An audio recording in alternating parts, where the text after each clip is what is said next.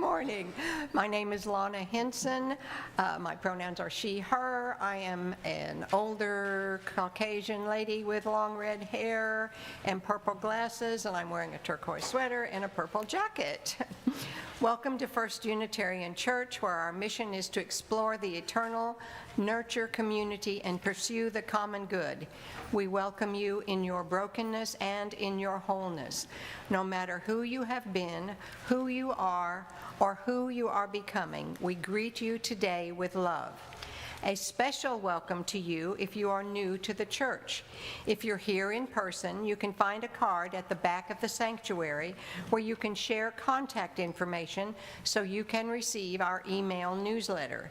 And if you're online, you can find a similar form under newcomers on the website. We're happy to have all our friends, new and old, who are watching us on YouTube this morning. Please introduce yourself in the comments and let us know where you're joining us from. Are you interested in learning more about 1UC? A new friend gathering is your opportunity to meet with church leaders, ask questions, and connect with others. This is also a wonderful time to speak with leaders if you have been thinking about becoming a member of 1UC. We'll see you after church at 12:15 p.m. in the Eddy Room, which is down this hall. Take a right and go to the end of that hall. And this is in from Emily Dunnigan. What you have been waiting for will arrive next Sunday after church, the annual Alliance Buck-a-Dip Fabulous Luncheon Fundraiser. Salads, entrees, side dishes. See, they're excited already. Side dishes and desserts will be served for $1 a serving. The food will be prepared by Alliance members. And now I invite Kathy Webster up to update us on stewardship. Good morning, everyone. I am Kathy Webster, and I'm serving as president of the congregation this year. And I'm delighted to share an update about our stewardship campaign and pledge drive for next year. Some of you might be wondering, what is this pledge thing exactly? Well, in fact, unlike most other institutions that you might become a member of, this one is sustained almost wholly by your pledges. So what you give for the coming year is what will do all the things that First Unitarian does on the daily, the weekly, the monthly, etc. And we have an ambitious goal to raise our overall budget for next year so that we can do more within these church walls to be a sanctuary and a place of support, and more outside our doors so that we can bring the message of First Unitarian out into the wider community. To that end, we have a match for those of you who have never pledged before or who might increase your pledge for next year. Those matches will be doubled thanks to a group of generous donors from within our congregation. So it's a wonderful time for you to think about pledging for the first time or for increasing your pledge for next year. As we all know, costs don't go down year after year, they only go up. So if you can increase your pledge just a little to think about what inflation might be doing to the bills we have to pay, or to help our salaries for our salaried staff, all of that comes out of our pledge campaign. I'm happy to report, as of today, we have 60 pledges. Last year we had 162 pledges, so we are not even halfway to our pledge count. But we've raised half of the funds we'd like to raise. We have $209,467 in the pot for next year. That does not count the match, nor does it count the other more than 100 of you who might be out there waiting to make your pledge.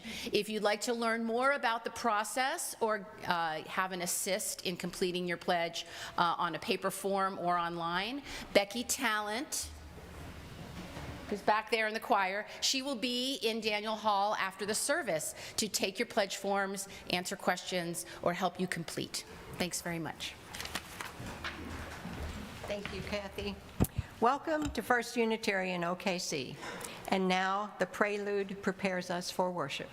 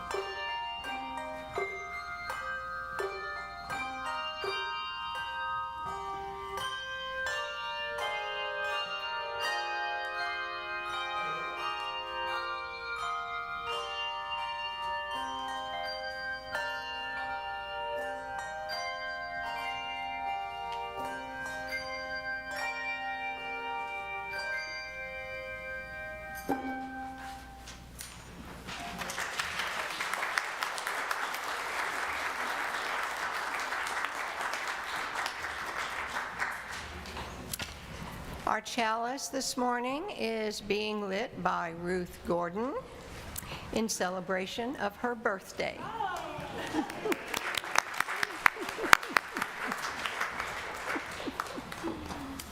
In lighting our chalice, we connect ourselves with many different people, the many Unitarian Universalists across space and time who also light or have lit the chalice, our spiritual ancestors with their dreams, good deeds, and even their failings.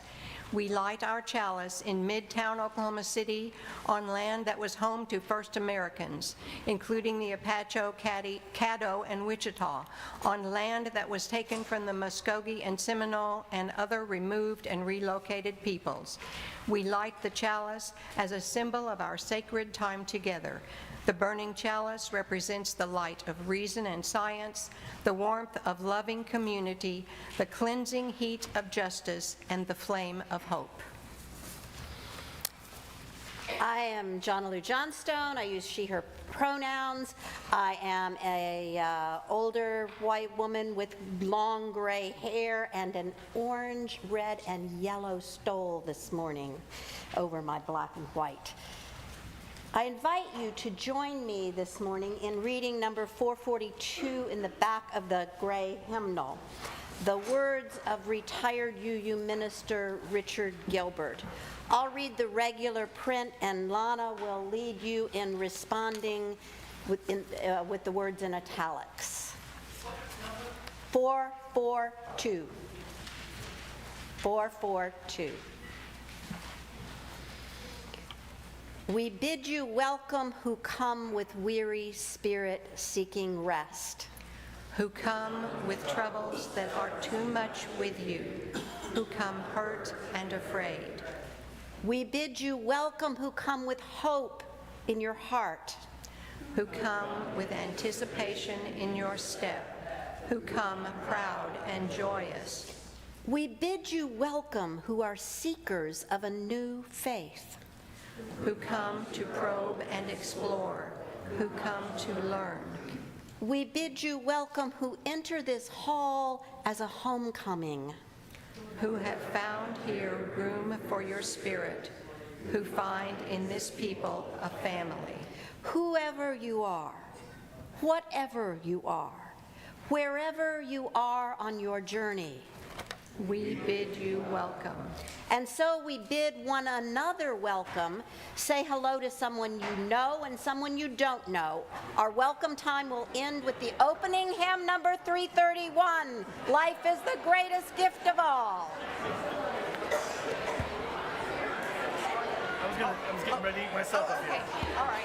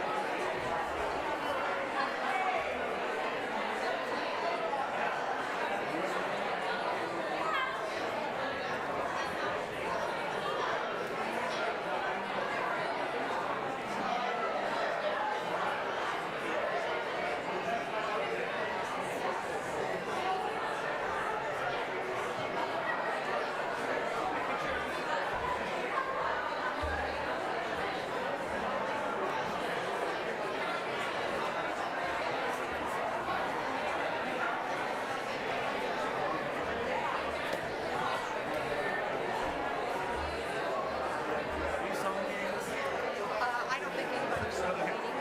I will take over up here. Ready when you are.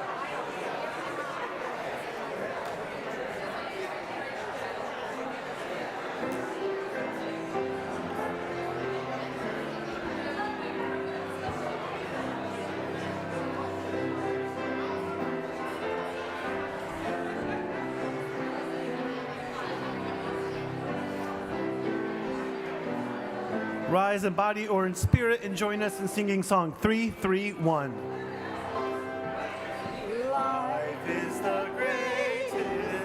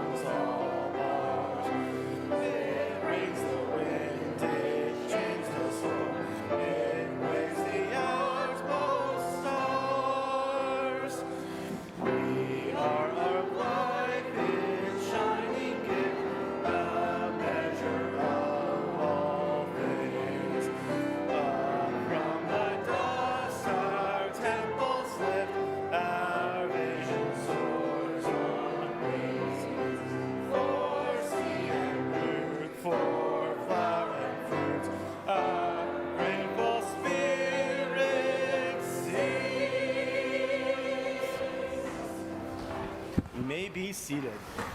And good morning. My name is Tim Atkins, and I serve as the Director of Lifespan Religious Exploration here at the First Unitarian Church. I'm both big and tall, wearing a white shirt with blue flowers printed on it, with rainbow glasses.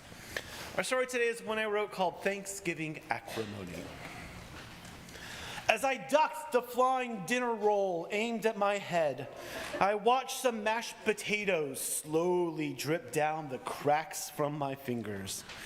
I lifted my handful of mashed potatoes to the sky, got my arm ready to return fire, and stopped abruptly. Some of the mashed potatoes fell out of my hands with a little plopping sound. "Wait!" I shouted as I saw some corn flying from the corner of my eye. "What are we doing? How did it all come to this?" I slammed my hands down on the table, inadvertently showering myself with rapidly cooling, just the right amount of lumps mashed potatoes. Whether it was my words, the abrupt sound, or the sudden self-inflicted spray of spuds, everyone froze. Now, I wasn't the only one who looked out to survey the damage. The food fight broke out near the beginning of our Friendsgiving, and it just seemed to come out of nowhere. Luckily, it looked like we nipped the food fight in the bud before it got going for too long. I could see my 4 friends all starting to blush, and I have to assume they were feeling some shame like I was. We had decided at the last minute to gather for a Friendsgiving, a Thanksgiving meal where friends are invited. We were all young adults with no family nearby, and we thought it would be nice to come together. What I didn't expect was for us to be fighting with each other, first with words and then with food. "So, what just happened?" I asked. Now, I thought I was asking a rhetorical question, but soon I heard an answer from my friend Nina. I think I might have thrown the first roll," said Nina. She turned to look back at David. "I know I shouldn't have resorted to carbohydrate-based violence, but I was just so upset. You seem to be dismissing everything I said." David shook his head. "That's not what I was trying to do at all." Nina took a deep breath, looking like she was getting ready to interrupt, but David continued, "You were just really pushing me to join you at this protest. It's not that I don't care, and he trailed off with some muttering. "You just?" asked Nina. "It's just hard to talk about. I'm just not in the headspace right now. With all the news lately, it never seems to end, and it's taken its toll on me. I feel like everyone is ready to move on to action, but I'm really struggling, and it's hard to talk about." Nina nodded. "Oh, if I had known that. See, all week I battle up against people who just don't care and blow me off, or question me on why I want to take action or protest. It just weighs me down, and when I thought a friend was doing the same thing, I just couldn't take it. I'm so sorry, David." "I'm sorry too," began Charles, looking at me and Courtney, and I began to blush under my shame of preparing to throw some mashed potatoes in his direction.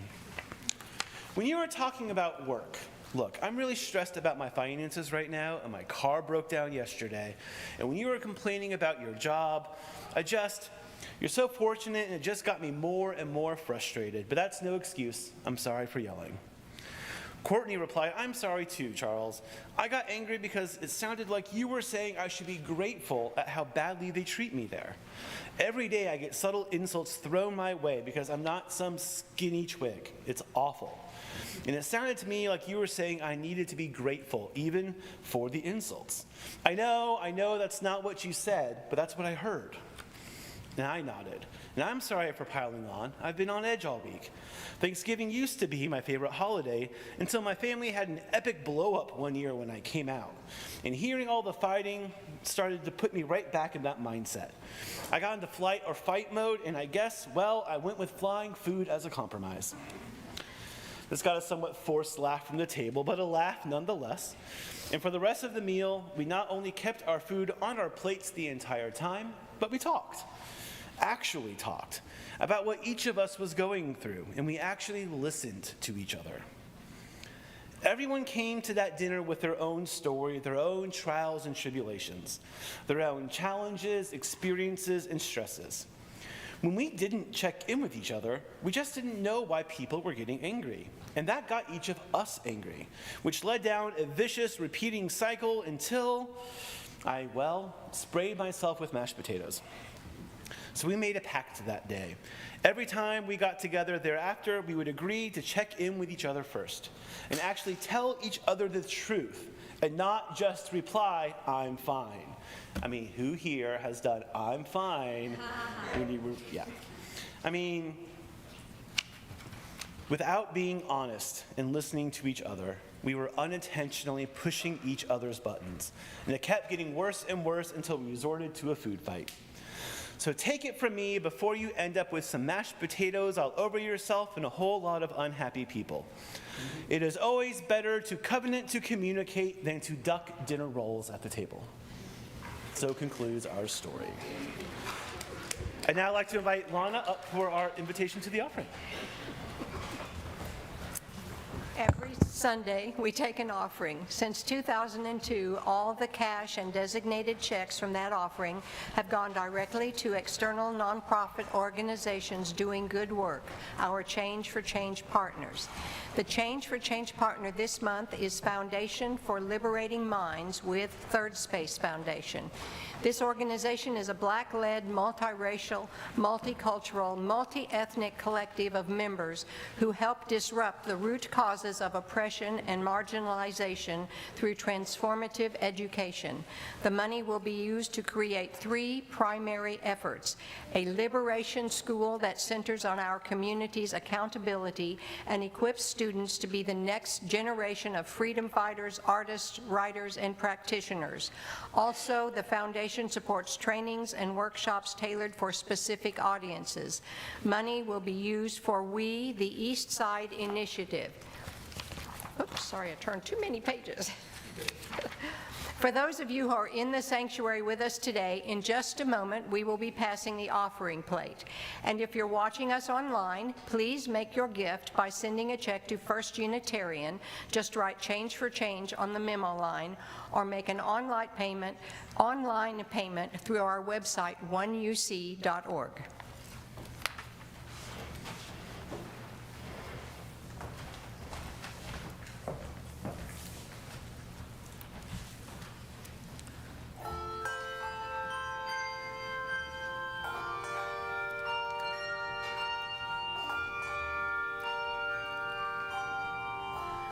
Though I may speak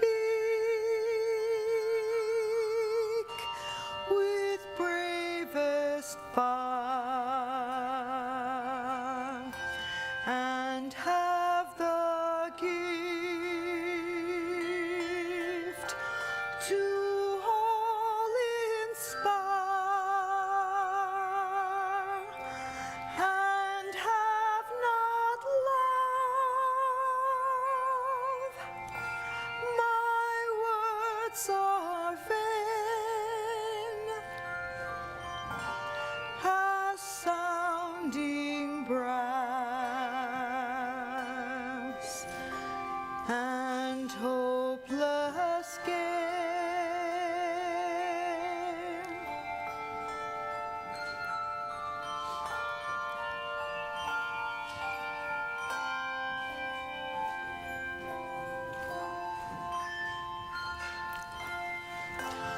Though I may give all I possess, and striving so my love profess, but not begin by love within, the prophet soon turns strangely thin.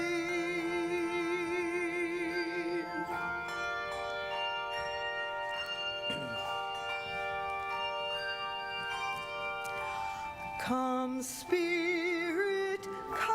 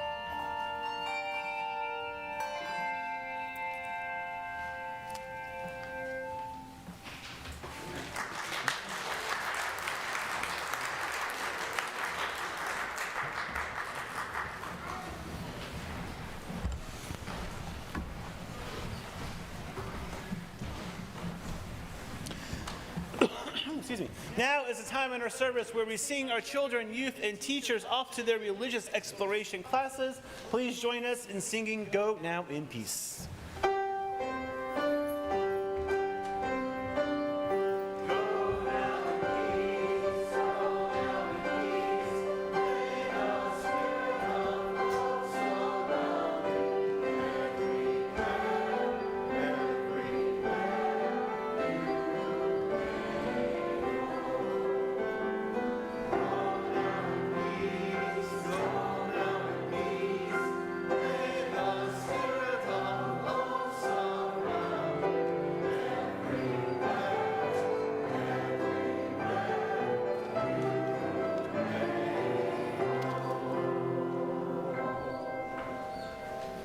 Good morning, First Unitarian Church of Oklahoma City.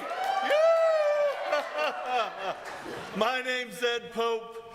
I'm a tall white man with white hair.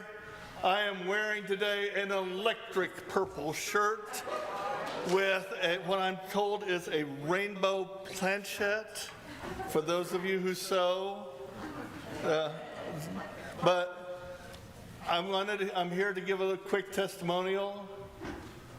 Earlier this month, I had one of those days where I literally turned off all the lights, curled up in my bed, and did not get out of bed the entire day. It was just too much that hit me all at once.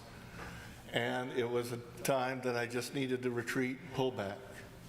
And so when I was asked to do this, I'm thinking, okay, what can I tell you guys? And I came up with 4 things. The first thing I can do is I can stand.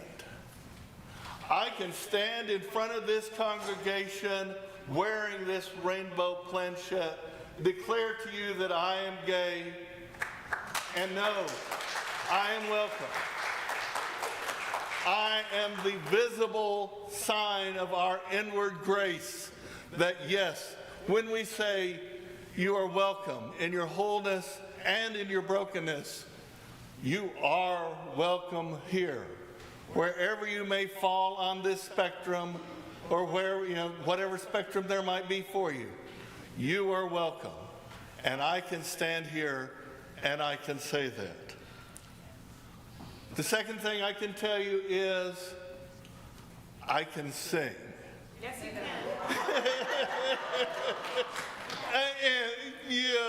Sometimes my notes aren't quite exactly where they ought to be, but stuff does come out of my mouth, and I certainly do with enthusiasm and with vigor. And I'm telling you, what an amazing miracle it is. We sing up here, our voices combine, they go out over you all, and it changes your vibration. If that's not Harry Potter level magic, I don't know what is. Come on now, people. Sound changing you, changing your heart, and not only you. When you go from this church lifted up by our voices, that new vibration changes the people you see at the grocery store. It changes your hairdresser or your barber. It vibrates through this whole community just from the fact that we can sing. We can sing together, and that's amazing. The third thing I can do is I can hug. Let me tell you, 20 seconds of a powerful, sustained hug can change your entire day. It changes your blood pressure. It releases endorphins. It changes how you feel about the world and makes you feel better that entire day. So yes, there's a lot of people in this congregation who give great hugs, and if you haven't had one today, be sure and get one. I've been to gay pride events where there are people wearing free dad hugs. And if you... Sorry. It just clabbers me up to think I've seen big, giant, grown men just hugging somebody wearing one of those shirts and feeling love that they have not felt from their own families. We can hug. And finally, we can give. You heard the pitch for the pledge drive.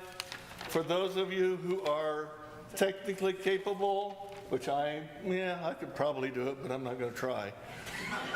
There's actually something back here on the back of the program that you can point your camera to and do some kind of magic and give money that way. If you're online, you can give money. If you're here, you can go in. I think there's going to be pledge drive forms around the corner right by the donuts. Hey, donuts and coffee. Unitarian sacraments, people. All right. So remember, what can we do today? We can stand, we can sing, we can hug, and we can give. Bless you all.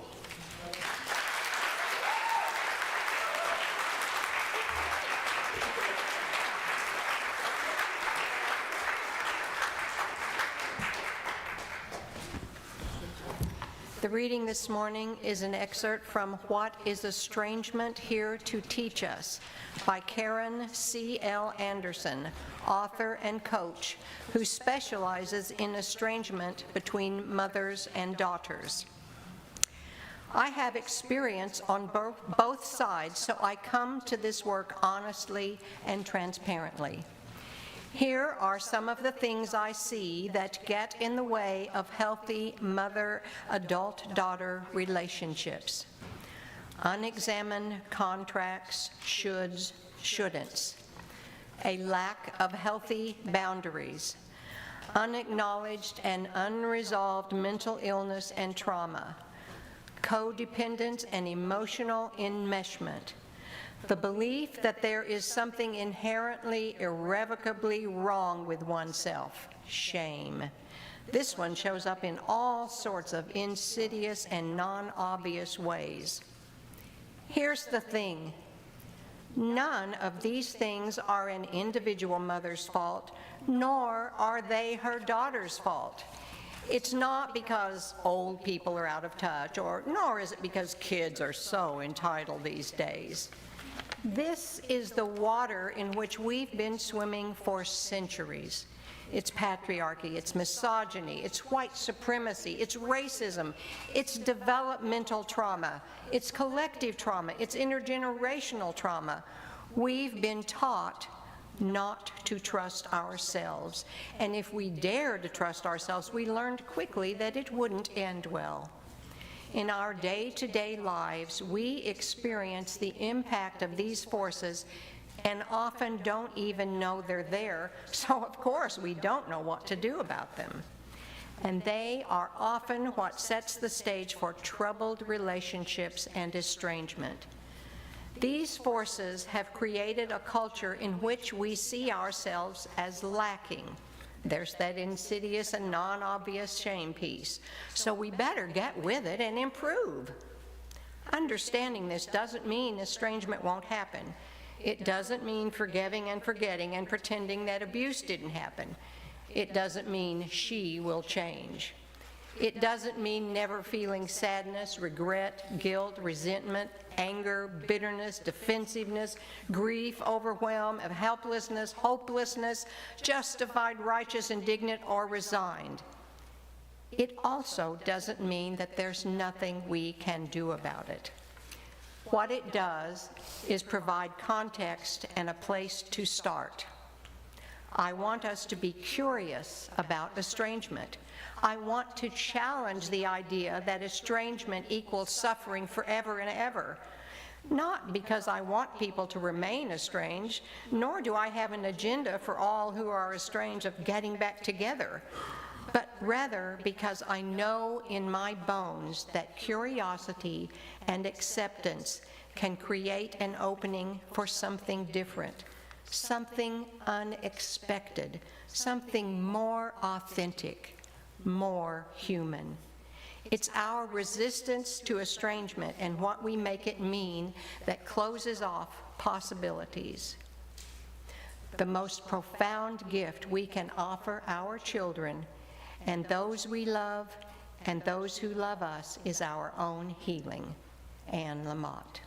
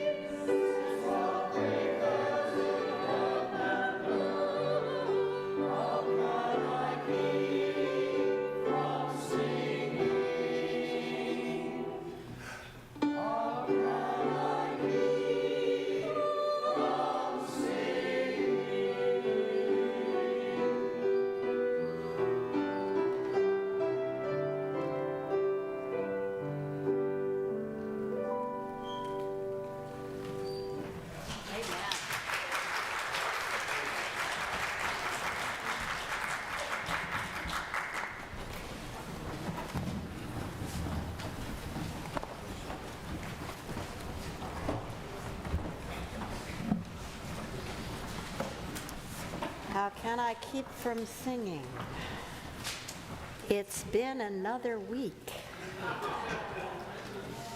Breathe in the peace of this place, of this moment. Breathe out and release all that keeps you from being here, right now.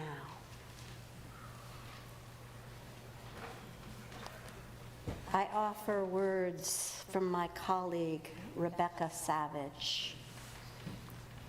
Spirit of life, both within and around us, be present to our collective yearning for renewal in this moment. Life has become super lifey these days with the demands and pressures of various roles, the tugs of the heart of people and places we miss and long for, the ways that when so much is asked of us, we crumble just a little bit more under the weight of it all. With soul-crushing, devastating news and updates from around the world and in our own communities, the loved ones in our lives hurting and struggling, the ways that we are hurting and struggling. Spirit of life, we pause to acknowledge the many challenges of life and send love and care within and out in the world.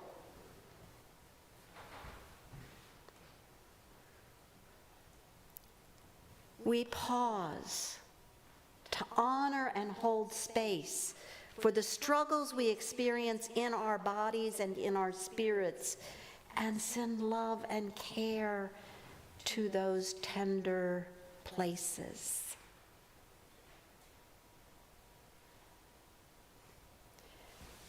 We pause to receive the abundant mystery and grace, the power of love that is greater than ourselves to heal and nourish us.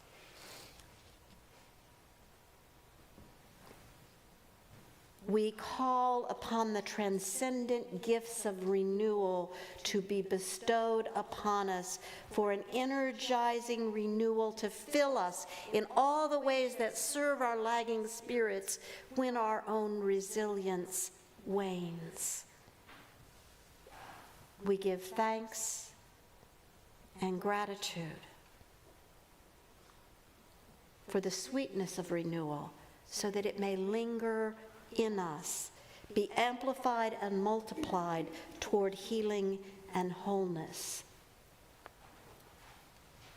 In the name of all that is hopeful and holy, so may it be.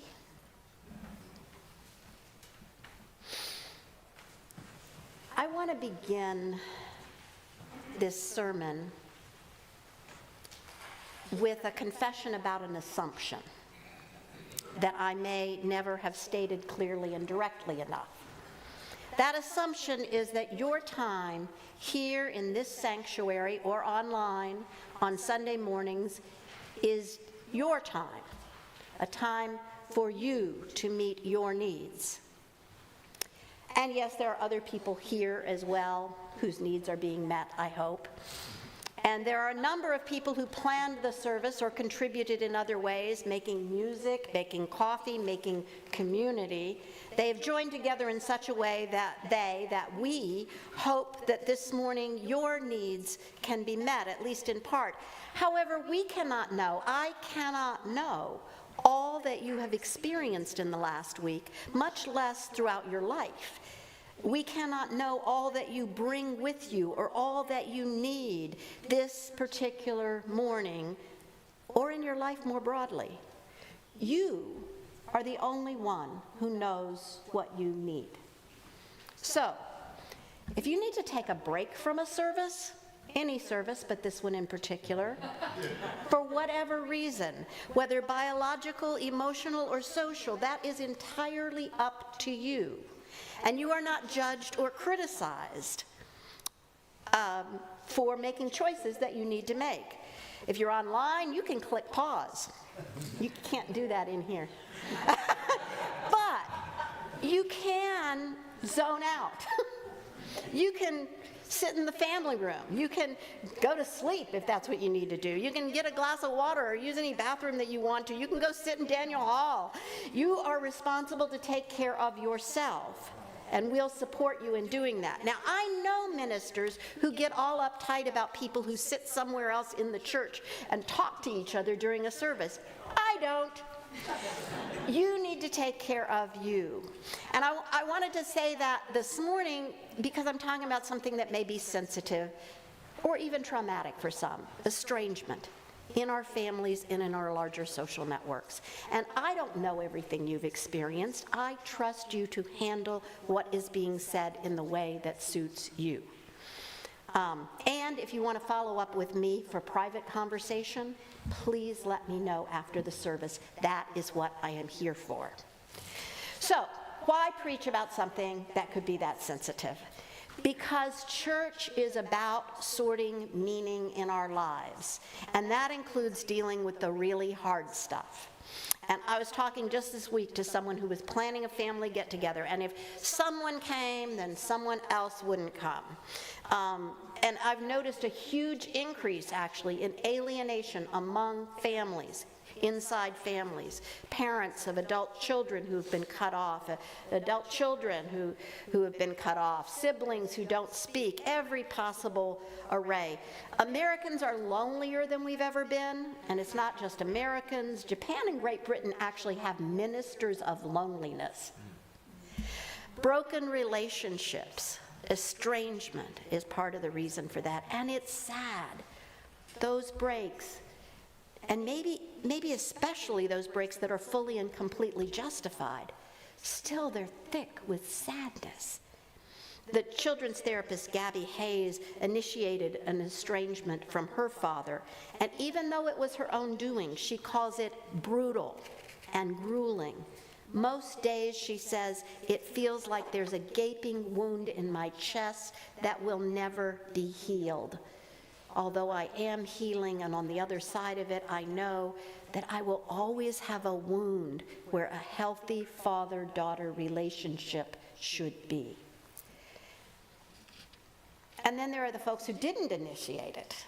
Sometimes they're completely sideswiped, not understanding at all where it came from. And again, it may have been completely justifiable, but they don't understand, and they are in pain. Maybe they regret something they said or did. Maybe they don't remember it, but they are in pain. And this political climate has not helped. Families are divided by who they voted for. I get it. How can you be in relationship with someone who denies your identity? Still, there is sadness, gaping wounds. It's a special kind of grief because we tend to believe that the families we grew up in will be with us, will be safe, will have our backs. And if someone in that constellation proves untrustworthy, it shatters more than that relationship. It can also shatter the whole family as different people side one way or another. And that shattering can lead to a shattering of trust in the world or even in God, because if family cannot be trusted, who can? Trust is at exceedingly low levels in our country. Political opponents have become enemies. Branches of government refuse to trust or even believe one another. Last April, only 22%, last April, that's before it all got worse, only 22% of people expressed trust in government. Now, I don't think it's gotten any higher since then. Congress got 9%. I can do that on my hands. That's incredibly low. Well, I don't trust them. But anyway, banks, the healthcare industry, churches, public schools, newspapers, the list goes on and on. Trust has eroded in our whole society. And the only groups with more than 50% of people trusting them in 2024, according to Gallup, were small businesses and the military and police, and the latter two were near historic lows, even though they were still over 50%. And I wonder if there's a lack of connection between the trust we feel in our own families and the lack of trust in the institutional structures of our society. Psychology Today reports that 1 in 4 people are affected by family estrangement in their lives. But the numbers, they're really all over the place, in parts because definitions of estrangement vary. And what we know is that it's common. Look at TikTok's hashtag #NoContactFamily. I see different levels or varieties of estrangement. There's the complete cutoff refusal to have anything to do with another person, often stemming from abuse or denial of gender or sexual identity. But then there's fading away from connection, not around any particular issue maybe. I spent a year once refusing to call my brother because he never called me. And I finally decided that if I wanted to have a relationship with him, I had to call him. That was it. It was my responsibility. It's an expectation thing. I expected he'd call, he didn't. But if there was gonna be a relationship, I had to do it. I can only change myself. I can't change other people. And then there's what I call a kind of a psychological estrangement, where we're still sort of talking, but we're putting up walls and barriers and not letting someone fully in.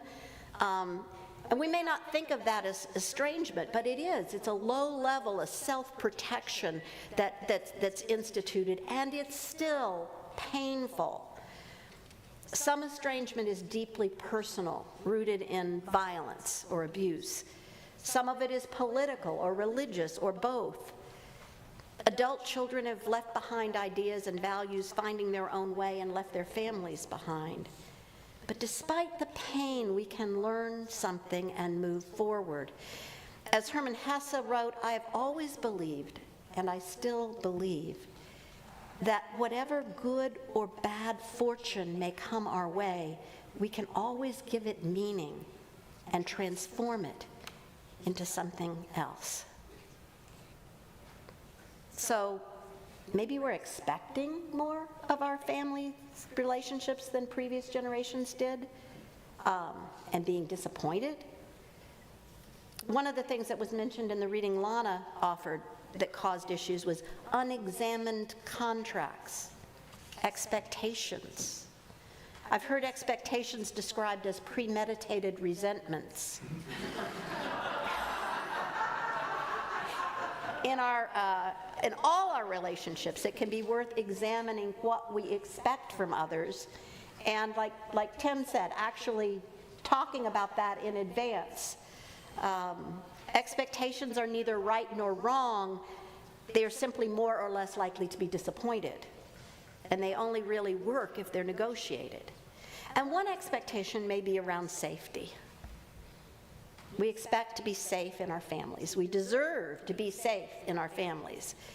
And let's face it, some families are not safe. Some family members hurt one another, physically, sexually, or verbally. People cause harm. Trauma lingers. Anyone who needs to break from family to be safe is completely justified in doing it. As Miriam Kaba and Shira Hassan say, safety derives from healthy relationships with other people. If the relationships are not healthy, we have to do something to protect ourselves, change or end those relationships. If we're the people with the least power in the relationship, children say rather than parents, we may not be able to bring change and have no choice for safety but to end the relationship. Sometimes, though, we can confuse safety and comfort. We want family to be comfortable too, sure. Sometimes, though, when we're different enough, we may be uncomfortable in our families. And I guess that may be true for a lot of Unitarian Universalists who've left their family's religion to find their own. The family may still want to pray over a meal or offer comfort with cliched platitudes that do anything but comfort. Dealing with discomfort in our families can mean identifying, at least to ourselves, what is going on and where we can, naming our needs as separate and acting on our needs. That could mean deciding not to go to the Easter service with the family, or it could mean deciding to go and see it as an anthropology study. What makes sense for one person may not for another. Relationships are hard. That has always been true. They need closeness, but not too much closeness. We need room to breathe in them, to find our unique selves. It's a precarious balance. Within families, as within the country, we may not always agree on reality. When we disagree on reality, we have a few choices. One is to argue it out. I've been at that dinner table and no one was happy afterwards. Another is to avoid the disagreements by making certain topics off limits. This works for some families, but it's really kind of a low level of estrangement because we're keeping others from fully knowing us. But it might be the best coping mechanism in some situations. A much harder approach is to learn to listen to one another and try to understand the different realities, whether they're political and social realities or personal realities. And when there's separate realities, therapists tell us that the parents have the first responsibility to hear and understand their children's reality, even when the children are grown. On the other hand, it may depend on who is most emotionally mature to listen first. Listening and acknowledging that what the other has experienced can create a seismic shift.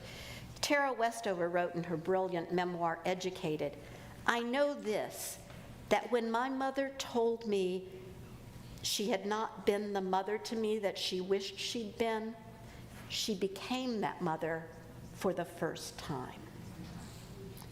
I'm not saying you need to go out of your way to fix relationships that are broken, but if broken relationships are causing pain, it could be worth a try. Listening is the first move, and it takes extending empathy, making amends, having a willingness to change. When appropriate, we need to apologize, even if the other person made mistakes too. And that's often how it goes in relationships. Having made a mistake is not the end of the world. It doesn't have to be the end of a relationship. At the same time, in such work, we have to keep our own boundaries, notice and honor what's going on in our bodies, understand what activates us, and leave when we need to. Miriam Kaba and Shira Hassan, who I mentioned earlier, have been doing community accountability work for decades. So they've worked with issues like domestic violence, sexual abuse, and more to help address interpersonal harm and violence. And they name 4 values or characteristics in accountability work: truth, time, trust, and transformation. Truth means that we have to be honest, first with ourselves, but also with the other person or persons involved. Honest about our feelings, honest about past events, honest about what's happening in the moment. time. We have to expect that the process will take longer than we would have ever expected. Time does not heal all wounds, as the old saying goes, but time does help give us the distance we need for perspective and reflection that are important elements in the interpersonal process. Trust. There's that stumbling block again. Trust is so hard when it's been violated before. Assuming best intentions, though, can get us further than shielding ourselves in ways that end up making us untrustworthy. Trust is often a leap of faith, and we have so little of it in our culture that we need some practice in restarting it. Trust that they are telling the truth, or at least their truth. Trust that the process may work in time, even if not in this moment. Trust that we'll be okay. And that leads to transformation, change in behavior, change of heart, maybe reconciliation. Truth, time, trust, and transformation. Good guidelines for interpersonal interactions. Nick Epperly, psychologist at University of Chicago's Booth School of Business, says a fundamental paradox at the core of human life is that we're social and made better in every way by being around people. And yet over and over we have opportunities to connect that we don't take or even actively reject. And it's a terrible mistake. May our opportunities to connect lead us to deepening relationship and growth in spirit. When we are hurt, may we find comfort and healing. When we hurt others, may we accept responsibility and help them heal. May our relationships, by birth, adoption, or choice, lead us to become better people. So may it be. Amen. Our closing hymn is number 323, Break Not the Circle.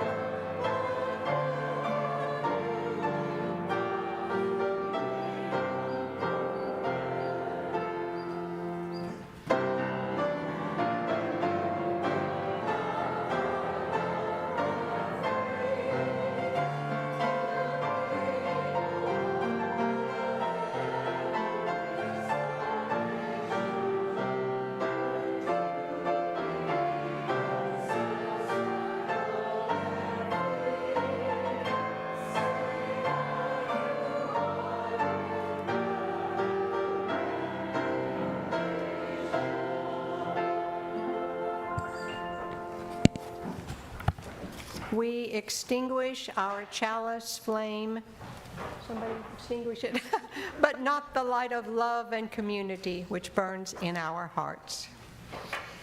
If you need healing, may you be healed. If you need forgiveness, may you be forgiven. If you need connection, may you be connected. If you need love, and we all need love, may you know that you are loved here and now, in this moment and always. Amen.